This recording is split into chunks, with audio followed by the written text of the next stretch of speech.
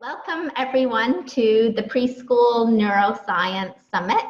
Today we're really excited to have Dr. Jennifer Fraser with us. She is an educator and an author with a PhD in comparative literature, and she's trained to take different discourses like education or neuroscience and mindfulness and put them into a dialogue and make them accessible for people who are working directly with children.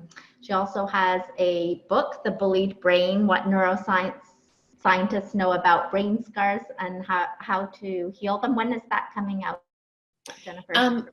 It's actually, I've changed the title. It's with an agent in America and in New York, and the title is 10 Fixes for the Broken Brain. Bullying and abuse hurt your brain. Neuroscientists know how to fix it. So it's, I'm trying to, again, it's part of this accessibility piece. I'm trying to really make it something that all of us can just use in our lives, drawing on neuroscientific research. What do they know in the labs, and how can we translate that into really powerful, useful lessons for ourselves? Awesome. Yeah, Jennifer's fantastic at kind of distilling all this information that's out there and putting it into a way that we can all use, which is so important. And she's kindly offered everyone one of her courses for free, which is the Early Childhood Developing Brain Introduction. So we'll have the link to that, and you just put in the coupon code, my coupon code 100, which will also right below. So you have that and you can enjoy learning more. She has a whole series of neuroscience courses for the early years. So make sure you check those out. So welcome, Jennifer, and thanks so much for joining us.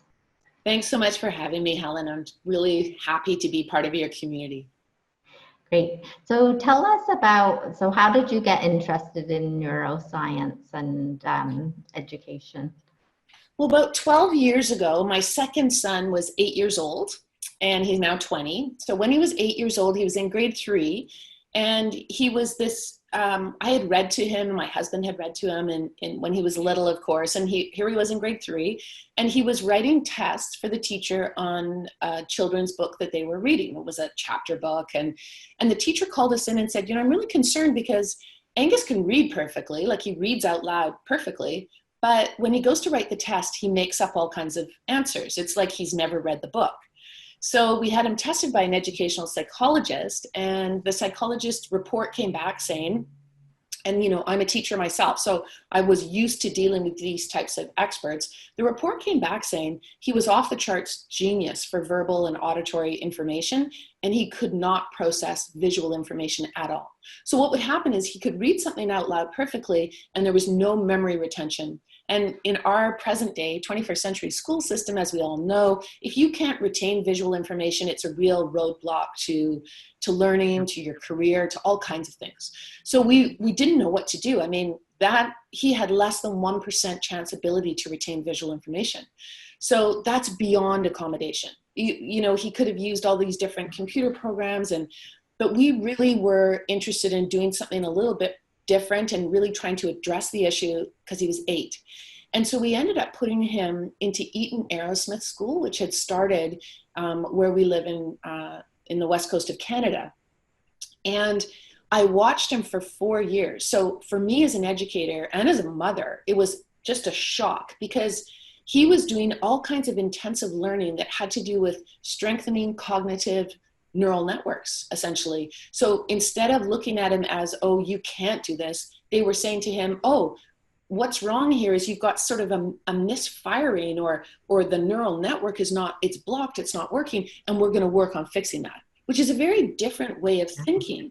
And so, I'd grown up in the system of what do teachers do? What do professors do? We pour knowledge into these sort of open vessels of children's minds. Well, after 4 years at Eton Aerosmith, I totally changed the way in which I understand things. And that's when I started reading all kinds of interesting thinkers and researchers on how things work in the brain, like Carol Dweck, who says We have to have growth mindset because we can strengthen neural networks. It's about making them strong, making them myelinate, making them work to capacity and fulfill potential.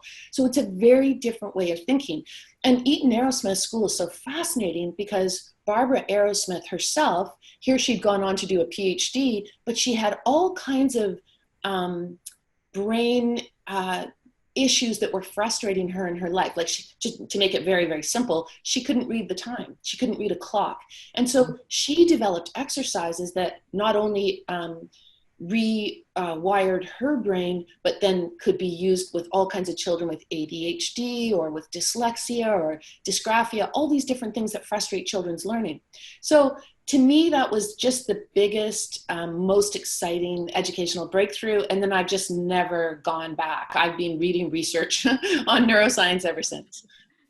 Yeah, I love that. And I love that what the school did. And, because so often, as you know, in education, we hear the opposite of telling people what they can't do or what they, that they have to have this special thing because they can't do something. I even remember myself, being in grade 1 and they thought I was dyslexic, but it was such a negative, the whole thing was such a negative experience for me that I still remember it now, like just how, like what I was told and how the whole thing, how it worked. I felt like, oh, something's wrong with me, right? Turns out I didn't have dyslexia after all, but the whole experience, I think, traumatized me as a young child. So it's wonderful to hear that there are schools that are doing such good work, and I'm sure things have also moved along in many places since I was 5. But so tell us a little bit about your research and what you've learned about how the brain develops in the early years, and what kind of insights around empathy we can use that might help parents and educators to help the young children that they work with. Well, I mean, the story that you just told is a really powerful example of how when the adults or the educators or the caregivers and parents are not empathic to children, they can traumatize children. So just right there, I mean, in a sense, you answered the question, because empathy is so critically important in terms of us trying to meet a child as a learner wherever they are. So one of my biggest takeaways from the neuroscience at this stage is that our brains are unique, and we have to remember that at all times. Our brains are as unique as our fingerprints. So when you look, Dr. John Medina uses this example, and I think it's a really good way to remember. He says, take a group of 8-year-olds, take a group of 4-year-olds, take a group of 14-year-olds, and line them all up.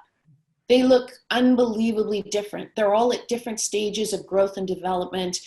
Some of them are very settled in their bodies and they're very kinesthetic. Some of them are going through puberty and totally awkward. Some aren't even close to puberty, even though they're the same age. So we have a very bad habit in education of organizing children according to their age group, which really doesn't give us enough. It doesn't tell us all that much about their brains. So you in grade 1, you weren't being seen as having a unique brain by the educators in your world. They were worried about you probably. They were trying to organize you and make sure that they didn't miss something important and, good-heartedness, but that's a failure of empathy. They weren't trying to meet you where you were at and ensure that you lived and worked and learned in an environment that was sparking the curiosity of your brain, that was strengthening your neural networks, that was helping you let go of undesirable neural networks, ones where, a breakdown in social emotional learning, for example, that's not going to serve you in later life. What do we want to do with that? We want to try and use something like mindfulness or exercise or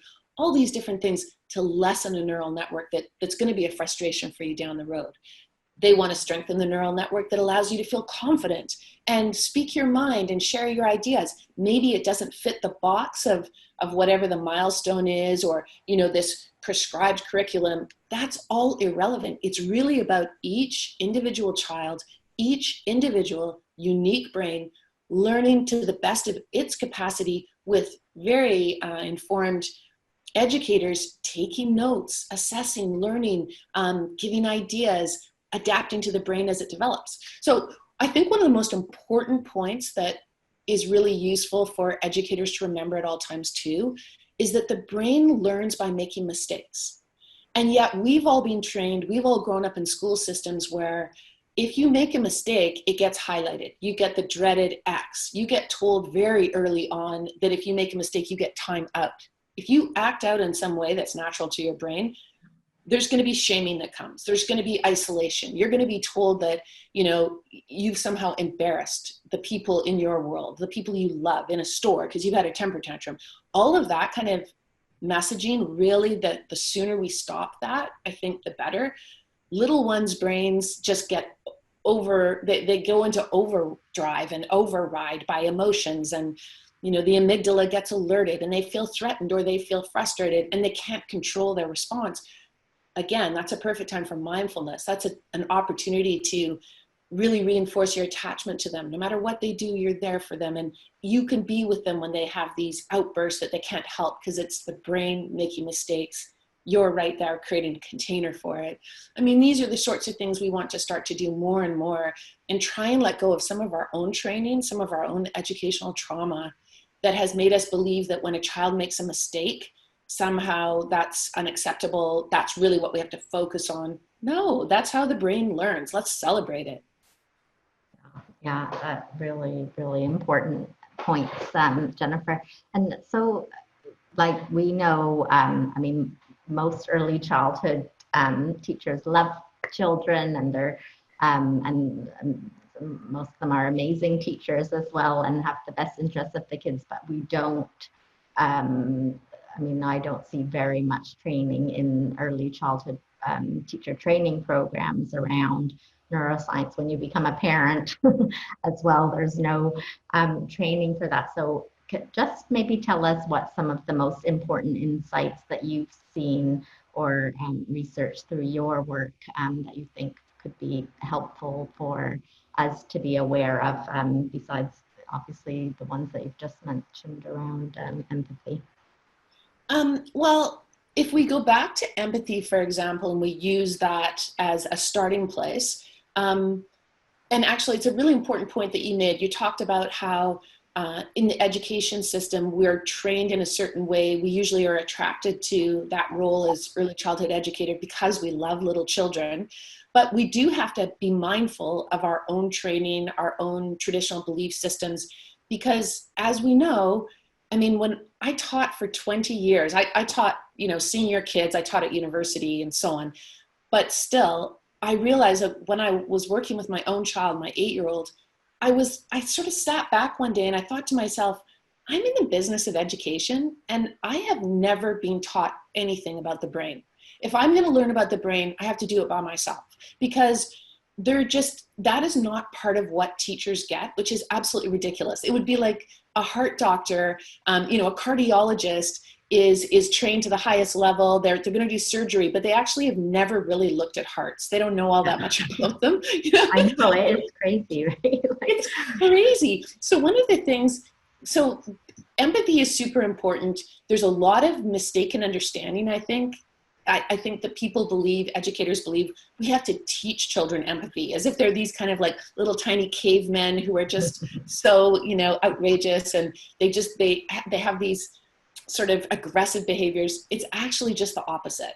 What we need to know is that children are born absolutely wired for empathy. Within 45 minutes of birth, they are starting to imitate facial expressions of the adults in their world, because it's part of how they survive. If you are a baby and you're a toddler and you don't know how to read the intentions or the feelings or the thoughts of the adults in your world, you might not make it. So evolution has primed the brain to be completely empathic.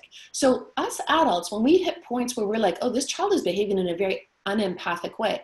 This child is not responding to the distress or grief of another child. This child is not reflecting my face or looking me in the eyes. This child is somehow acting in very aggressive ways that shows they don't have theory of mind. They don't know what another child might experience if they take their toy. That's on the adults. that is an adult intervention moment where we have to say to ourselves, okay, we've done something that has scrambled that child's natural empathy, and we have to work double time to get it back to its natural place. This child is not misbehaving or acting out or needs some kind of timeout situation. Absolutely not. If anything, this child needs an outpouring of empathy on the part of adults because it's had something that's thrown it off. So, I mean, Sarah Jane Blakemore's work, in one section of her book, she talks about studies on very young children, so 2-year-olds, and it's pretty sad because what they looked at with these 2-year-olds was how they responded to another child crying. And children that came from very dysfunctional homes or dysfunctional places where they were growing up, they initially would be totally distressed by the tears of another 2-year-old, but very quickly they would start yelling at the child, you know, stop it, stop it, stop it. And you know, this is just a repetition of what they hear in their own lives. So they obviously are in a home with an adult that is so stressed out, that is so struggling themselves. They can't cope with the constant cry. And then ultimately these children were very aggressive. They would start to hit the child who was crying. So when we watch through research these types of behaviors, really, this is a place, and early childhood educators are the most important people because they can step in, they can shower safety and attachment and love on all children who, you know, depending on all the unbelievable challenges, especially right now, even we can say so many parents, so many caregivers are under such stress in their lives because of this global pandemic. They might be falling down a little bit. And if we can help, if we can intervene, that's a huge, huge shift. And then there's just actually 2 other quick things I want to say. With the empathy piece, it's something you and I've talked about. We have to be really careful in this era of masks, because if we mask our lower, you know, our mouth and our nose even, children are not going to be able to read our signals quite as well. We have to compensate for that. So it's all about eyes.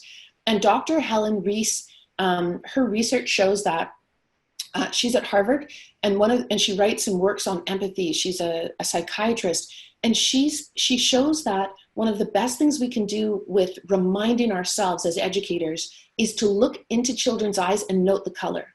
Note everything about how the eye presents, because children are always looking for our eyes. And if we're looking at phones, if we're looking at screens, if we're distracted by advertisements or what's going on, we're not looking into their eyes. And one of the best things you can do to understand kids and how they're feeling and show them how you feel is by really, it's that eye-to-eye contact is golden. So even in this era of masks, we can do that.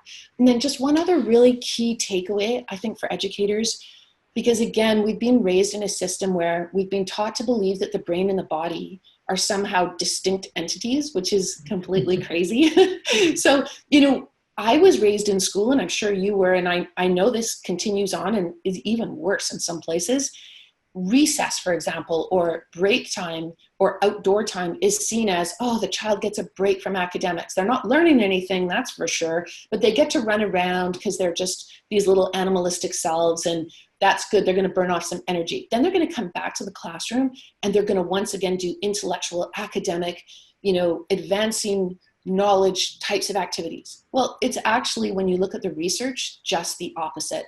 And if you want to read more about this, one of the leaders in the field is Dr. John Rady, and he offers extensive research for us to understand that probably one of the most important things for cognitive development, for knowledge, for academia, is for our children to be getting as much exercise as possible. Our brains need exercise. So body, brain, they cannot be separated. They always go together. If you want kids to do well in math, send them outside to the playground.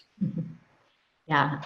So I think that message is so important, because I mean, we see crazy things like recess being canceled, and because, you know, standardized tests, and yeah, I mean, it's just it's, you know, it's different in different places, but I can see a lot of places very academically focused and not worried on about that kind of release of energy and the connection between the body and the brain, and then governments promoting early childhood, but and doing the exact opposite thing of what should happen in the system. So yeah, I think that's such a huge important um, place. So, but what about academic learning? So we know the brain is rapidly developing during this period. So what advice would you give to teachers and parents about what's most important for our children to learn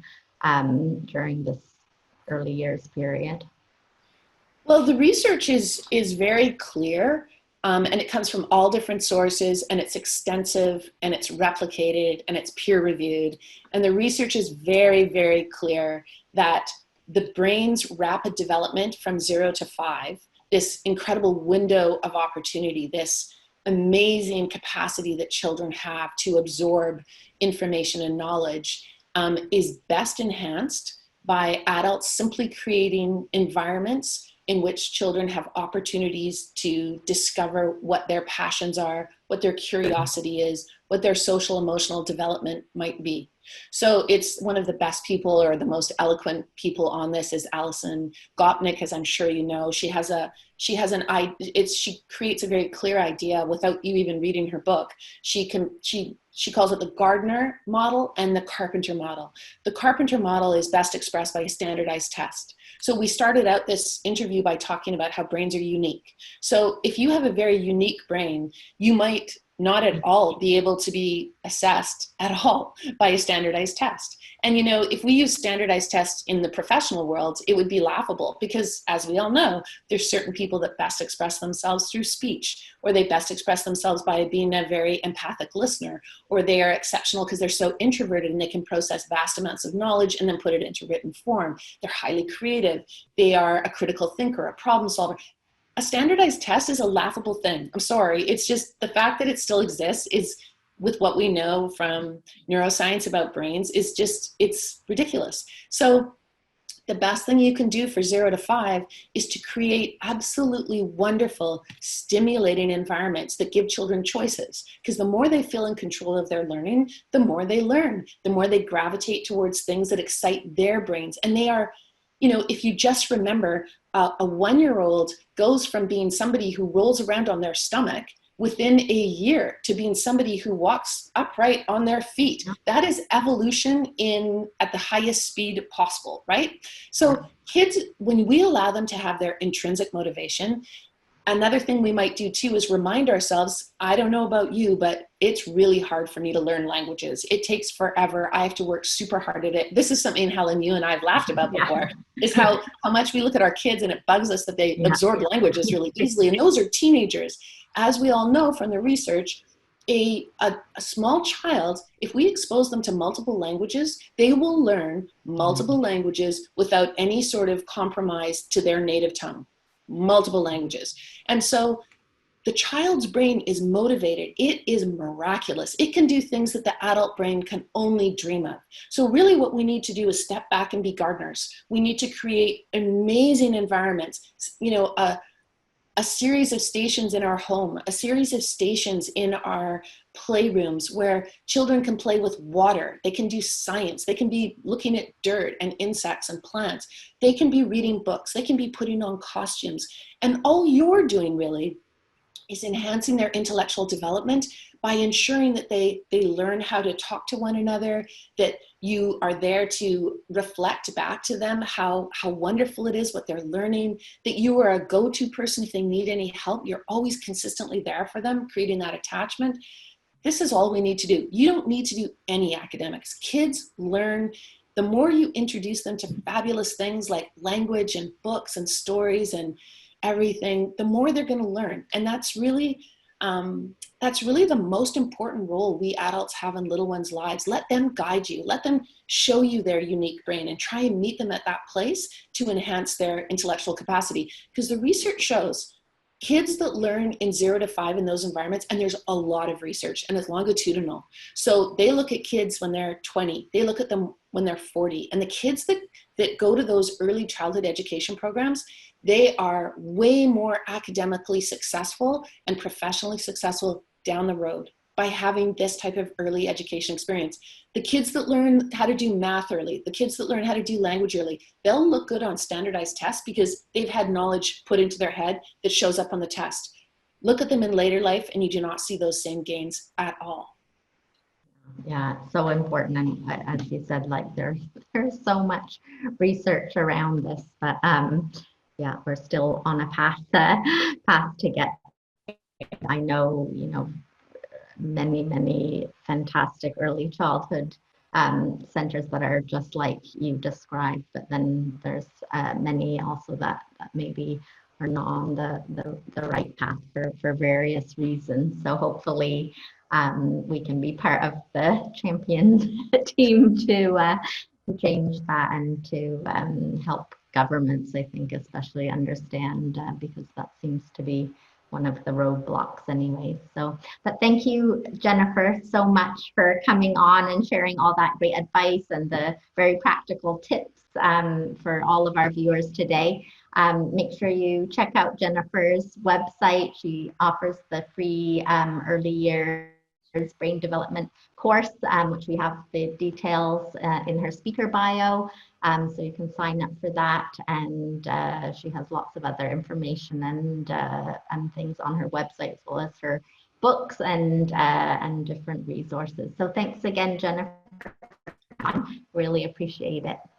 Thank you so much for having me, Helen. And just sort of final word to educators, if there's particular things that came up in this conversation, like early academics versus play or empathy or the role of exercise and what it does for the brain, all of the courses are very focused on those exact topics. So you can jump into whatever it is that there's 8 courses. So whatever really matters to you and interests you, or you want to make an argument to your government, this just really what I'm doing is acting in the role of educator and supplying what the research shows. And it's in video and it's accessible. And yeah, that's really just, you know, we have such a shared goal, Helen, in terms of just getting the knowledge out there. So again, thank you so much for having me. Lovely to be with you. I've seen them all, so definitely try them out. All right, thanks, Jennifer. Bye.